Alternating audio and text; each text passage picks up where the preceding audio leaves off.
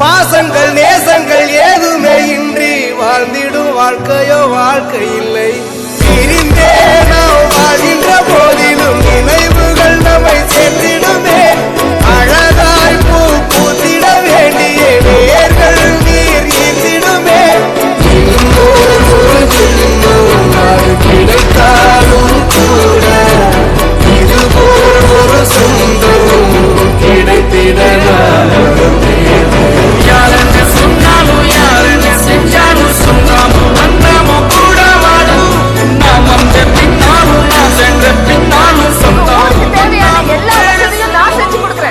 அப்படியே கூட்டத்தை பார்த்து ராமசாமி உன் தென்னை நல்லா காய்க்கதான் கேளுங்க. எதுக்கு கேளுங்க ராமசாமி உங்க